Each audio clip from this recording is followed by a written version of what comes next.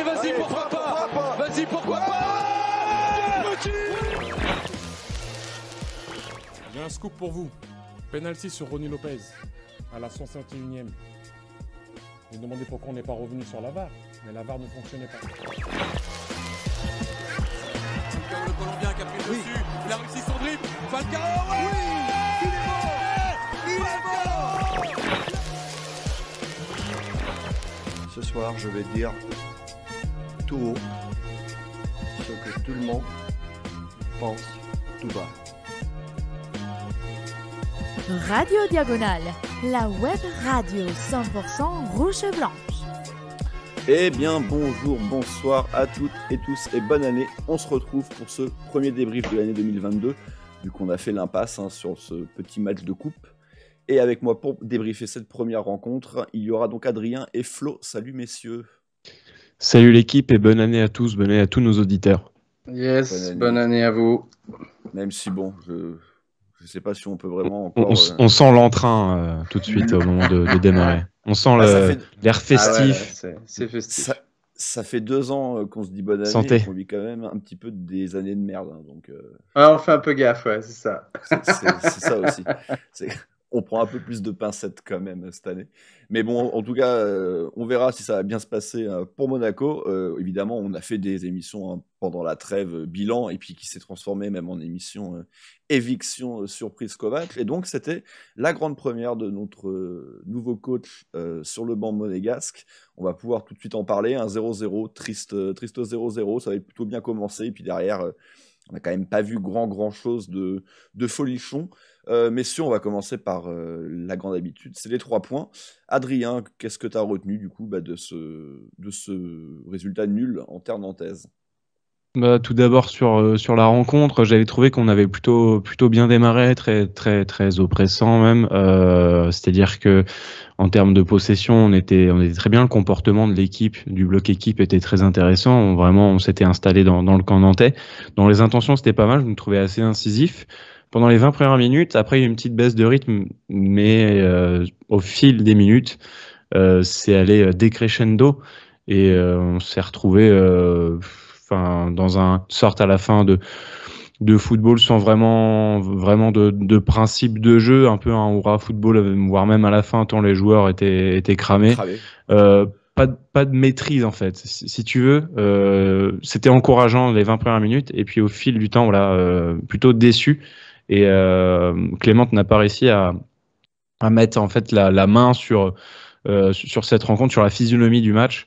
Ensuite, en deuxième point, Clément qui met pas la main sur la physionomie du match et qui est pas aidé non plus par les blessures, très certainement dû à la préparation sans ballon de Jardim. Voilà, c'est tous les voilà. Non, mais c'est vrai que j'ai l'impression de retomber là avec ce scénario de toutes les blessures qui s'enchaînent, des 3 blessés, on finit même à 10 contre 11, contraints et forcés. Ça me rappelait toutes les blessures aussi que pouvait avoir Thierry Henry, même si elles n'avaient pas lieu forcément en cours de match ou pas autant. Mais bon, ouais, c'était déjà arrivé que des joueurs qui rentrent doivent sortir, et là c'était le cas par exemple avec Boadou. Il y a une mauvaise gestion aussi de sa part avec ces histoires de changement. On y reviendra, c'est mon 3e point. Bien sûr. Flo, tes 3 points.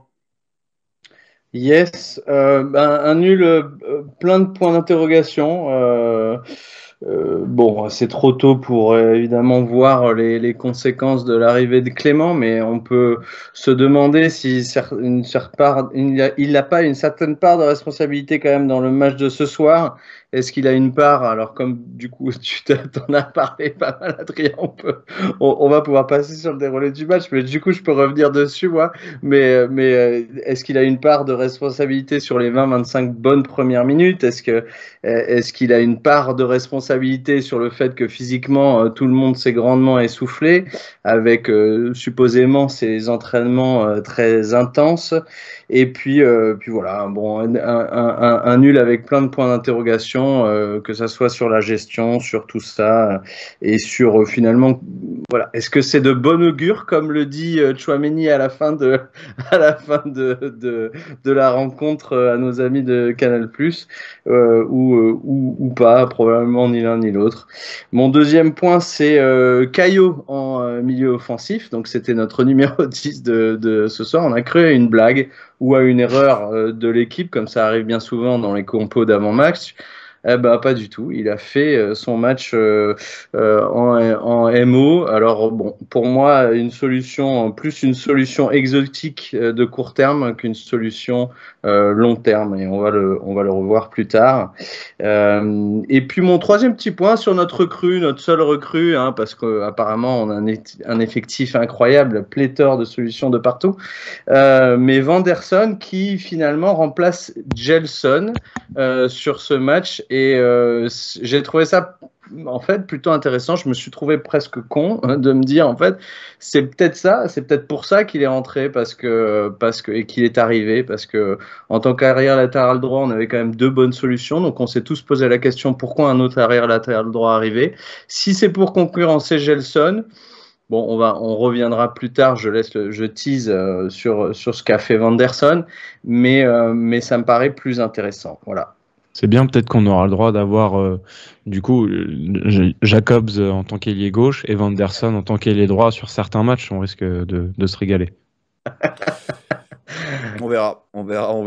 Moi, de mon côté, les 3 points, c'était une grande première donc pour notre nouveau coach. Première plutôt ratée quand même, et on y reviendra, et tu en as déjà un peu parlé, Adrien, mais c'est vrai qu'il y a quand même une grosse erreur stratégique de faire un changement alors qu'il reste quasiment plus rien à jouer en première mi-temps, et du coup tu te grilles une rotation alors que la mi-temps arrive quelques instants après, et on le rappelle, la mi-temps ne compte pas comme rotation.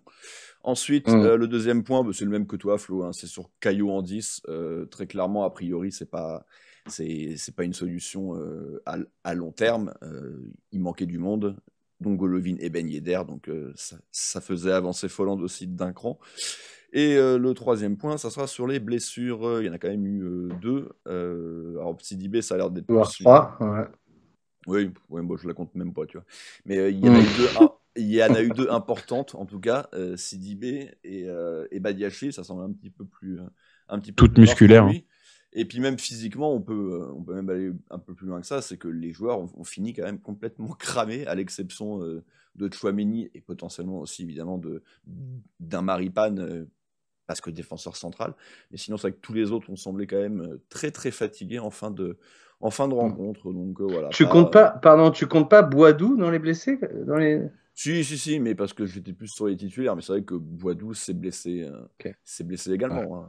Mais j'étais plus focus sur des garçons que je considère comme titulaires que Boadou, que je ne considère pas comme titulaire.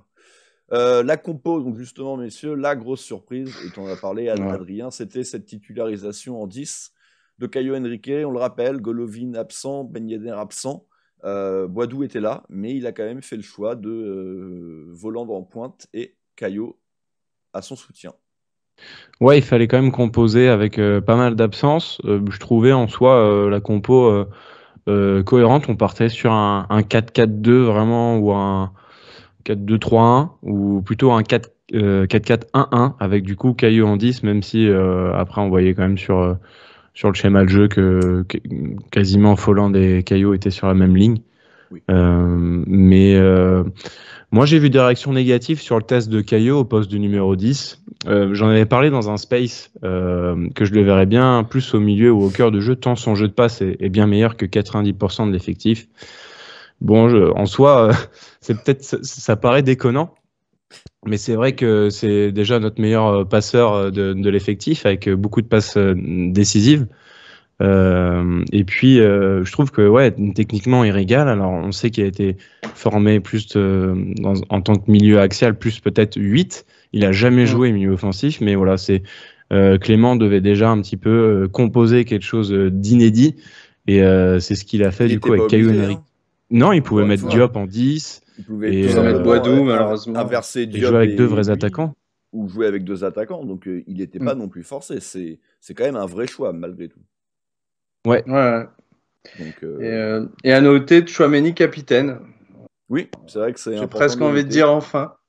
Il n'y avait ni Ben Yedder ni Dizazi. Alors, a priori, je pense que Ben Yedder, ça ne va pas changer grand-chose. Mais c'est vrai que Dizazi, en tout cas pour Kovac, était le le deuxième capitaine. Est-ce que ça va toujours être le cas? Ça, c'est l'avenir qui nous le dira. Après, pour le reste de la compo, il y avait les retours de Maripane, de Sidibé, Matadzo toujours là, puisque Fofana, encore un peu limite Covid. Visiblement plus positif, hein, vu qu'il était au resto ce midi. Donc, visiblement plus positif, mais certainement un petit peu impacté. Donc voilà, et puis du coup, la titularisation d'Enrique en 10 découlait aussi de la titularisation au poste de latéral gauche d'Ismaël Jacobs. La rencontre, messieurs, Adrien, on le disait même tous, plutôt un bon début de match du club, 15-20 minutes plutôt sympa, et puis derrière, ça s'est éteint au fur et à mesure lors de cette première mi-temps.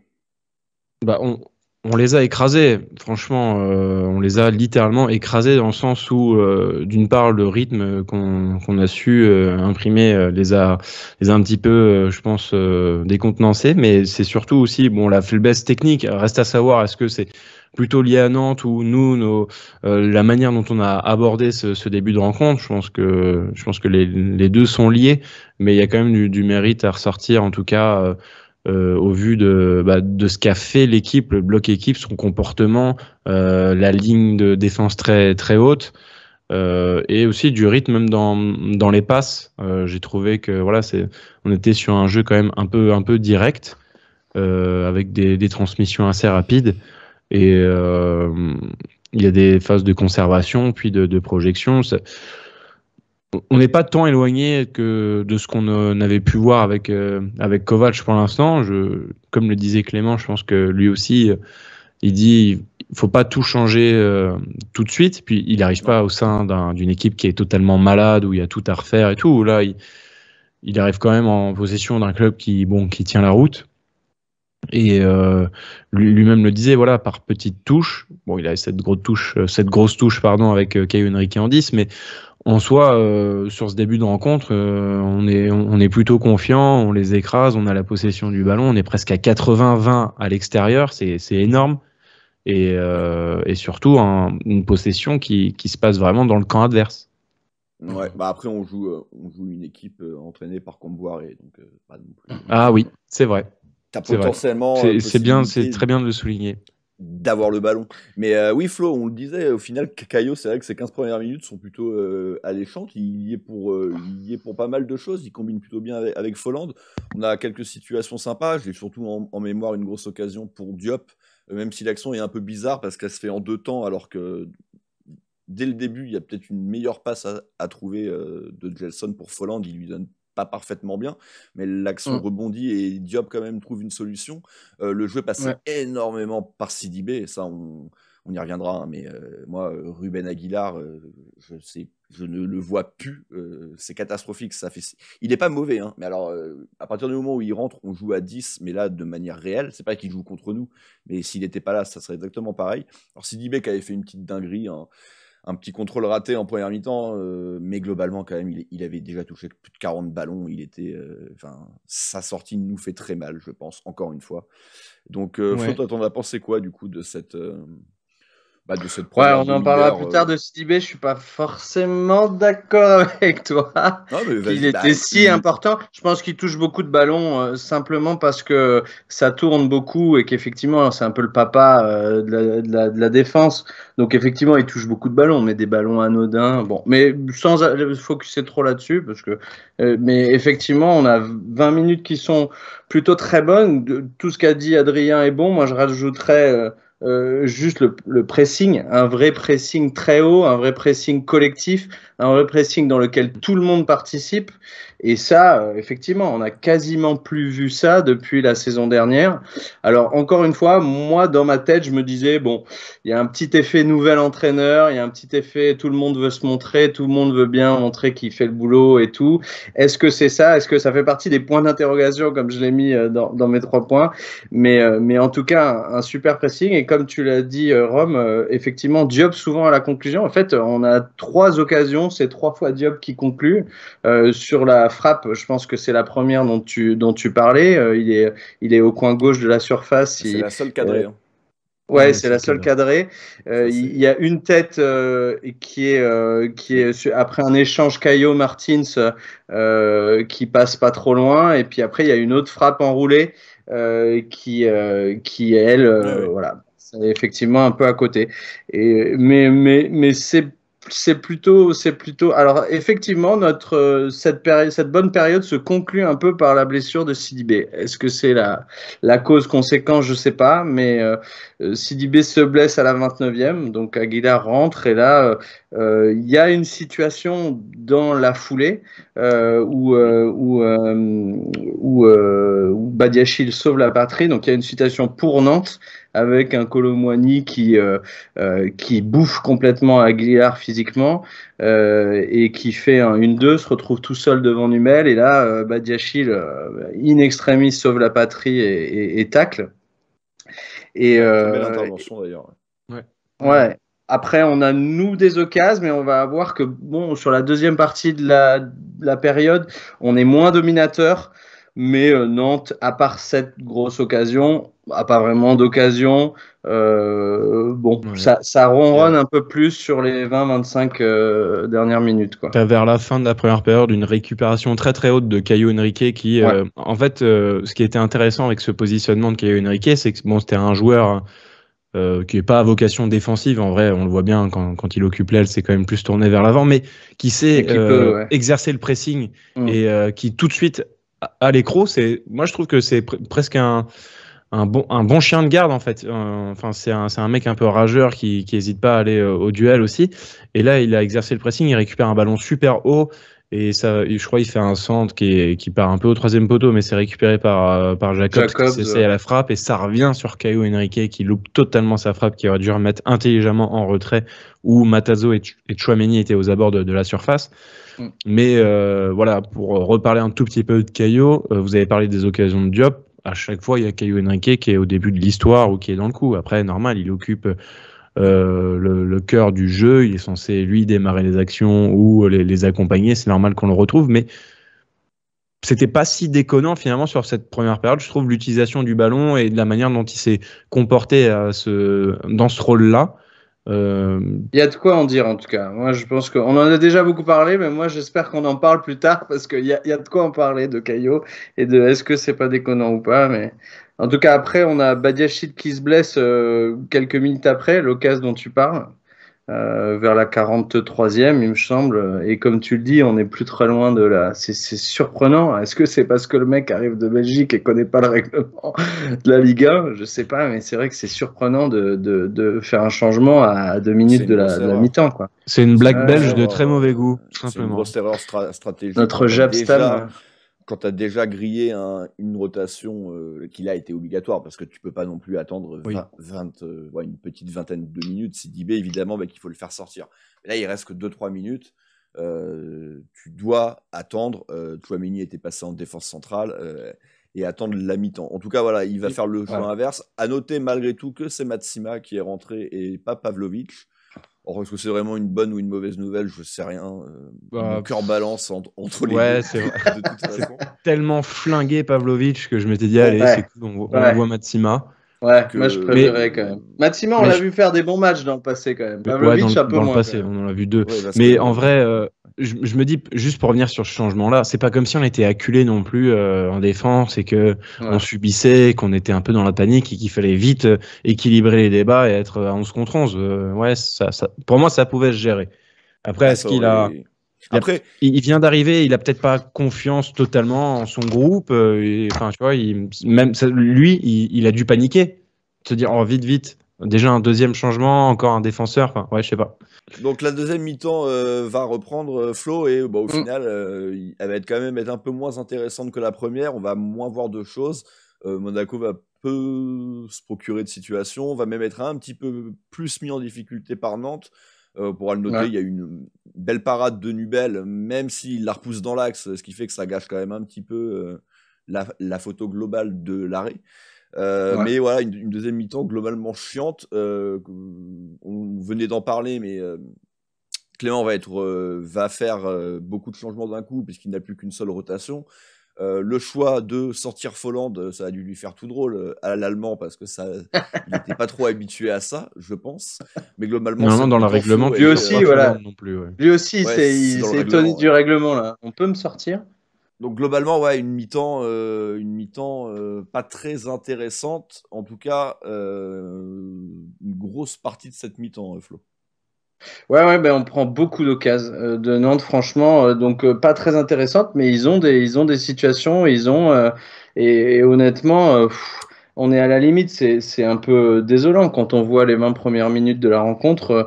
À la fin de tout ça, on est à la limite de se dire ouf, on fait 0-0. Alors il y a cette grosse occasion à la 76e. Où Vanderson qui était rentré donc juste avant, donc les gros changements, les seuls donc de la deuxième, c'est à la 67e minute. C'est l'autre point d'interrogation sur la gestion de Clément qui fait ce changement quand même assez tôt quand t'as plus qu'une rotation, et donc Boadou rentre pour Volland et Vanderson pour Gelson. Et Vanderson qui gagne un duel aérien. Il se passe vraiment plus grand chose pour Monaco offensivement. Maripane balance une longue passe. Vanderson qui gagne un duel de la tête, c'est pas mal pour un ailier. On n'a pas vu ça depuis assez longtemps chez nous.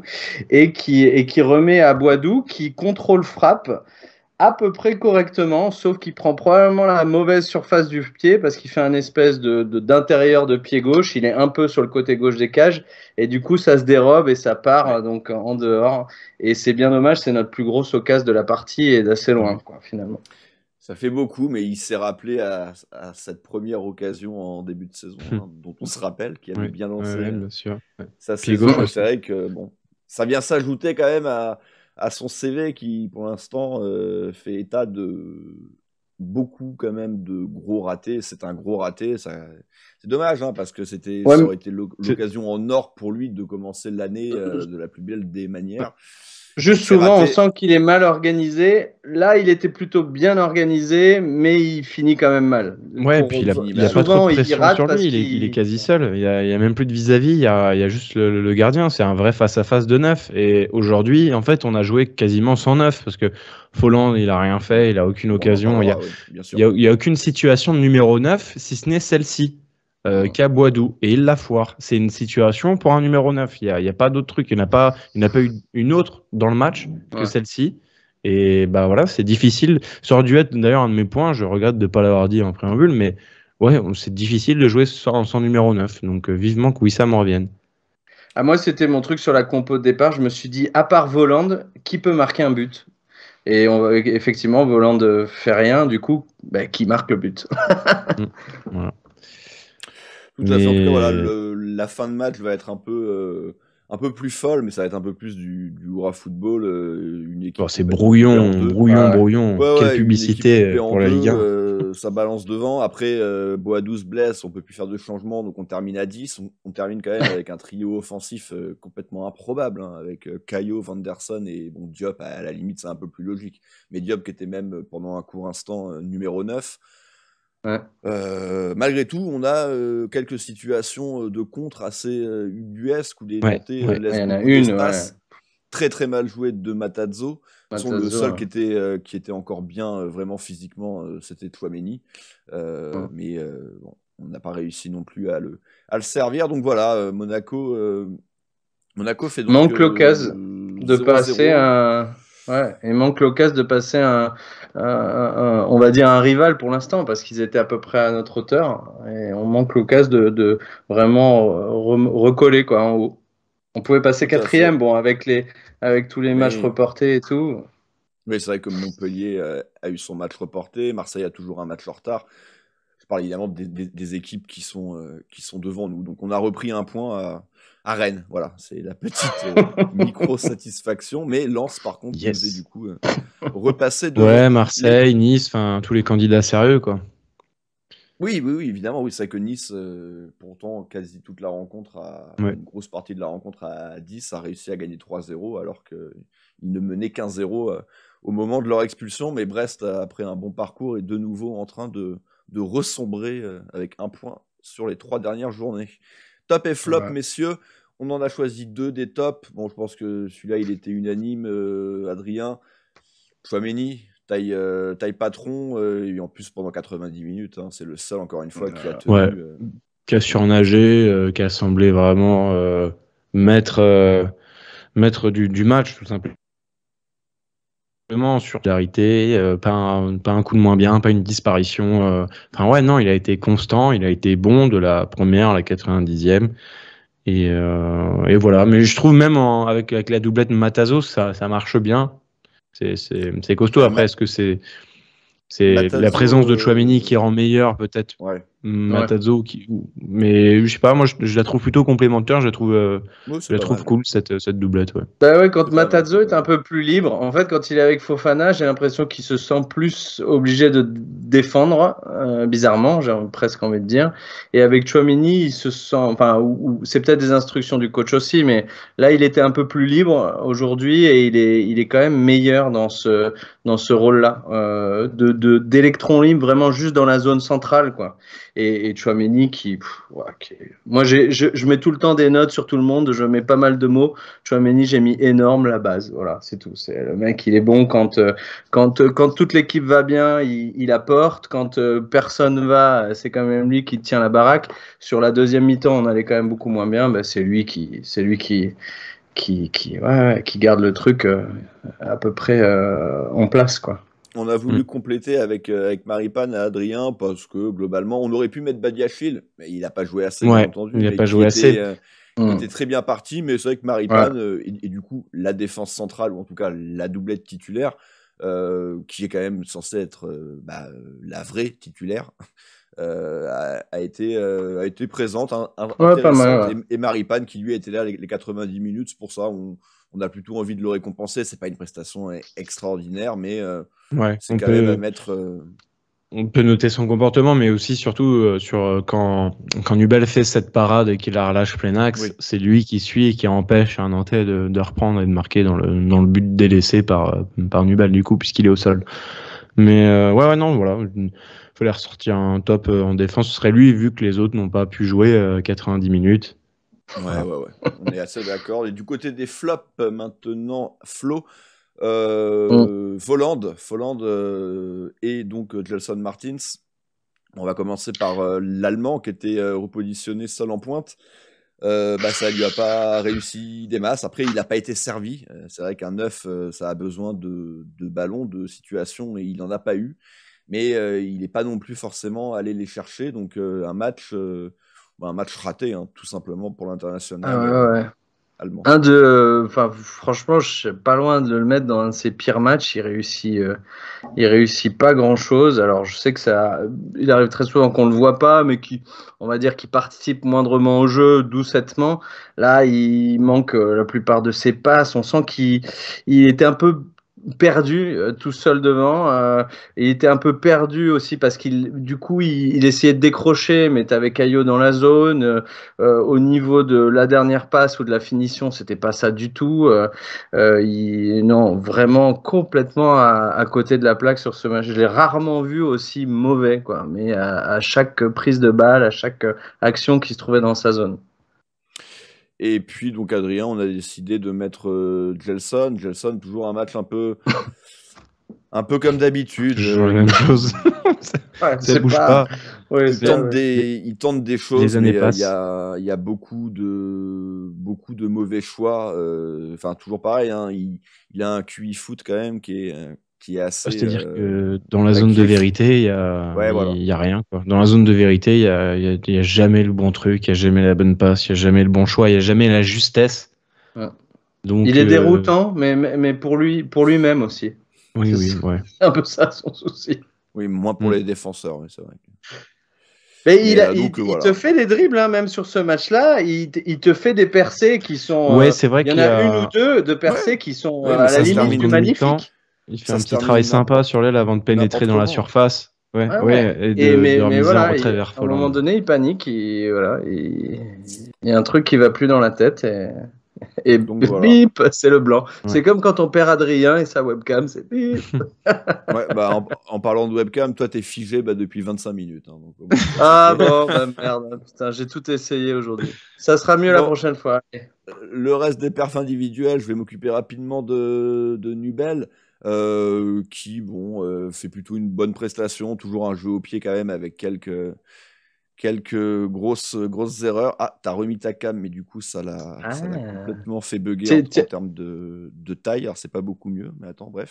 Et plus belle, voilà, une rencontre pas mauvaise. Il est plutôt sur la pente ascendante. On en parlait. Ouais. Il a fait un vrai bel arrêt, mais malgré tout un petit peu gâché par le fait qu'il la mette dans l'axe. Ça aurait pu nous coûter un peu cher. Donc voilà, il est sur la bonne voie, mais il part quand même de tellement loin qu'on en attend évidemment encore beaucoup plus.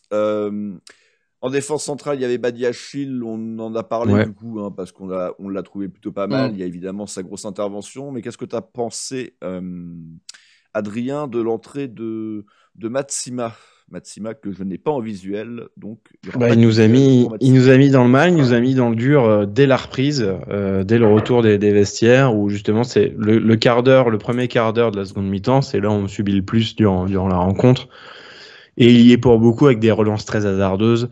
Son jeu au pied, son jeu de passe, en tout cas, nous met dans l'embarras, et puis je retiens rien de positif, si ce n'est ce tacle glissé à la toute fin, là, vers la 90e, où il intercepte, mais ensuite on lui demande pour enchaîner, de faire une passe à 3 mètres et il se foire. Donc je retiens absolument rien de cette prestation de Matsima, si ce n'est du négatif. Jacobs, Flo, était à 2 doigts de le mettre en flop. Parce que pour le coup, ça m'énerve de le voir. Correct, donc, c'est lui qui récupère le plus de ballons. C'est en fonction de ce qu'on attend d'un joueur après qu'on le juge. Alors c'est sûr que comme on n'en attend plus énormément à cette position de latéral gauche, c'est vrai qu'il fait pas une partie horrible.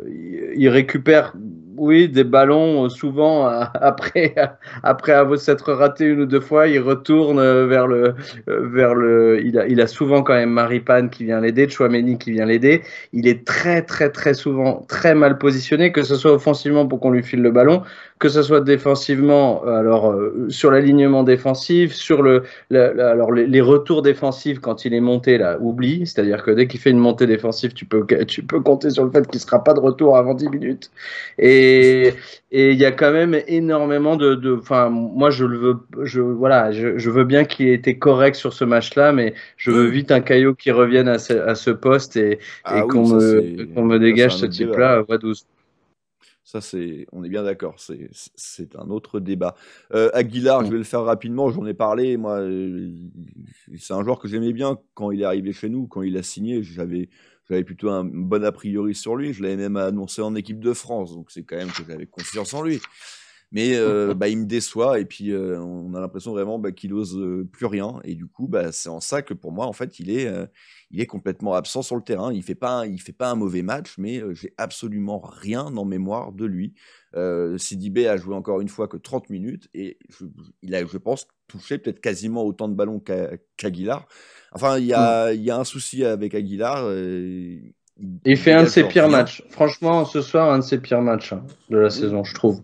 Non, pas qu'il était bien mieux sur d'autres, mais je le trouve maintenant. Encore une fois, je dis pas qu'il a pas été bon. Je dis juste qu'il est pas là. Non, il a fait des matchs où il a vraiment pas été bon. Après, il avait eu aussi ses coups de malchance avec ses buts contre son camp, mais il est assez inutile en fait à l'équipe d'une manière globale. Adrien, et juste, je sais que tu veux avancer, mais il se fait dépasser à la course plusieurs fois. Et chose que je l'avais rarement vue par le passé. Toujours, tu le voyais s'accrocher et tout. Là, tu as 2-3 fois où il se fait fumer à la course, quoi. Et ça, rarement j'avais vu ça. Mais bon, effectivement, c'est moyen. Moyen, quoi. On est d'accord, hein, c'est pas extraordinaire. Matazzo, Adrien, moi j'ai plutôt bien aimé son match. J'étais d'accord avec vous quand on a parlé de Tchouaméni. Par contre, les 15 dernières minutes sont quand même douloureuses. Ouais, mais regarde, sur les derniers comptes, là où c'est le feu, c'est lui qui est en train de cavaler et qui remonte le ballon. Après, oui, il est cuit et il joue peut-être pas très bien le coup. Mais en fait, je trouve qu'il a encore, enfin, tu vois, il a encore à donner. Alors, c'est brouillon et à la fin, on a dit il est cuit, mais... de but, Il prend un jaune bête aussi. Oui, c'est vrai. C'est pas le seul. Il y a Diop aussi. Mais donc non, attention, hein, c'est pas globalement c'est plutôt une bonne rencontre, mais c'est un peu dommage que ça. Moi j'aime bien sa simplicité en fait. C'est ce qui le caractérise le mieux et je trouve bien, juste souvent là-dedans. Il y a presque match hein, entre la doublette Chouameni Matazo et la doublette Fofana. Avec le niveau de Fofana de la deuxième partie de la première partie de saison, il y a presque match. Presque. Oui, non, mais je suis assez d'accord. En tout cas, la bonne nouvelle, c'est qu'il est passé, même pour les coachs, du coup, devant Jean Lucas, ce qui n'était pas le cas quand même pendant longtemps. Ah oui, ça. Donc, c'est déjà pas mal. Caio Flo, c'était un petit peu l'attraction de la rencontre. On en a un peu parlé, bien entendu. Mais bon, qu'est-ce que tu as envie de retenir de ça, de le remettre latéral gauche quand même?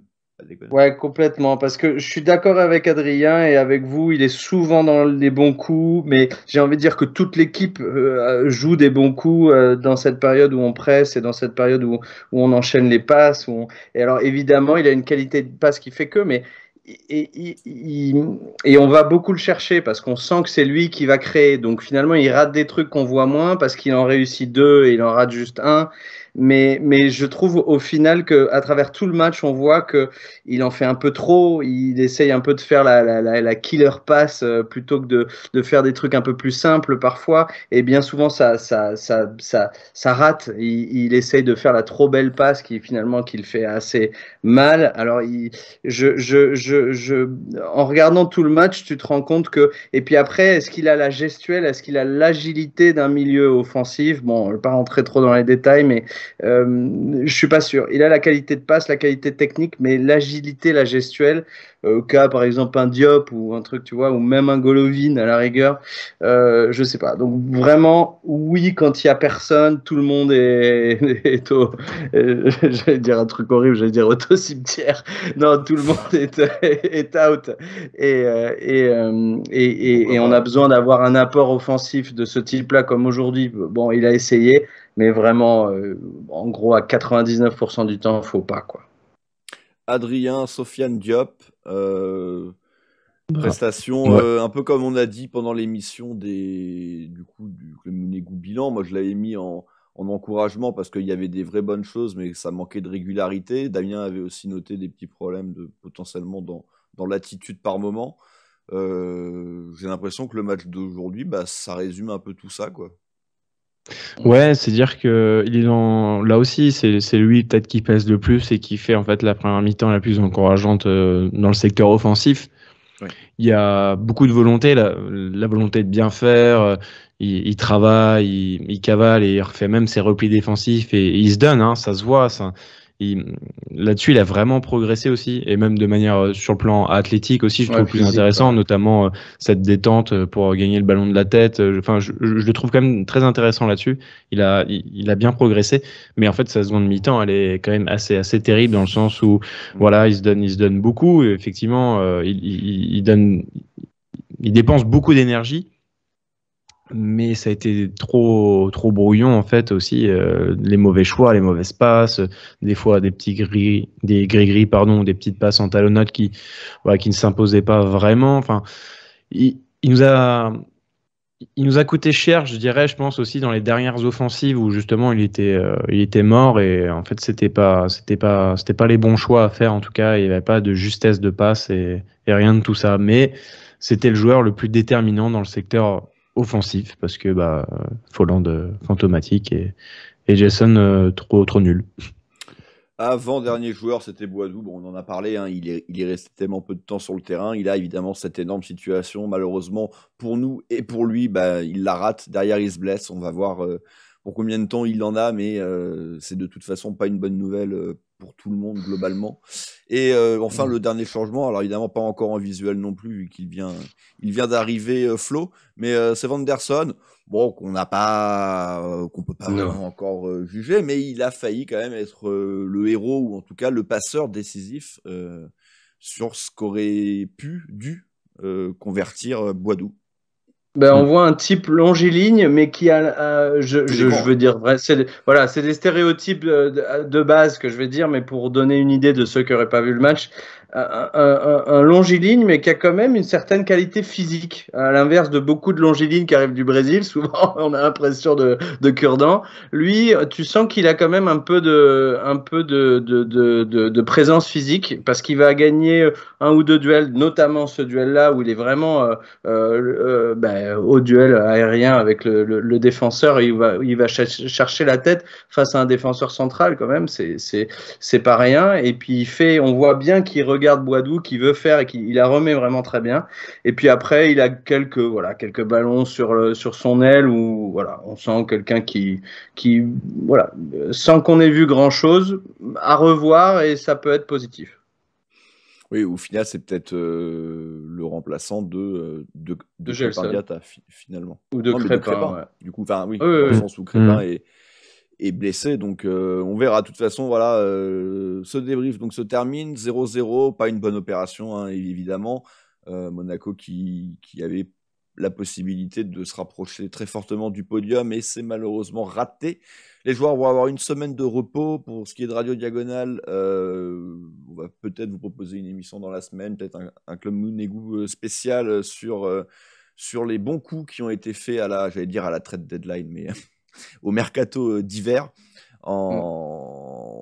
depuis l'instauration du mercato d'hiver, donc début des années 90, je crois. Donc, Mounir Badi, par exemple, pour vous donner on fera peut-être un petit top 10, oui. Est-ce qu'il sera dedans? C'est sûr que ce mercato russe était un peu particulier, mais voilà, on verra. Sinon, la prochaine rencontre, c'est le week-end prochain. Est-ce que quelqu'un sait contre qui on joue? Là, j'avoue, Clermont. Nice ou Clermont? Clermont à domicile. Faut vous mettre Clermont à domicile. Donc, non, il y a débat là. Les 3 points évidemment obligatoires. Hein, Clermont qui est quand même en assez grande difficulté. Avec des joueurs à la CAN en plus. Depuis un petit moment, avec en plus quelques joueurs à la CAN. Donc on verra. On verra quelle équipe on pourra aligner. Est-ce que Ben Yedder sera de retour? Est-ce que Golovin? Est-ce que Fabregas sera de retour? Qui tweet énormément en ce moment. Mais Adrien a bien raison, hein. Je me suis fait avoir. C'est Canal+ qui avait dit qu'on jouait contre Nice à la fin du match, la semaine prochaine, mais pas du tout. Voilà. C'est bien Clermont. Donc ça sera Clermont. En tout cas, voilà, merci Adrien, merci Flo pour m'avoir accompagné pour cette émission. On se retrouve donc peut-être jeudi pour un Club Mounegou spécial, sinon ça sera le week-end prochain pour un débrief. D'ici là, messieurs, portez-vous bien et Daguet Mounegou. Et bisous.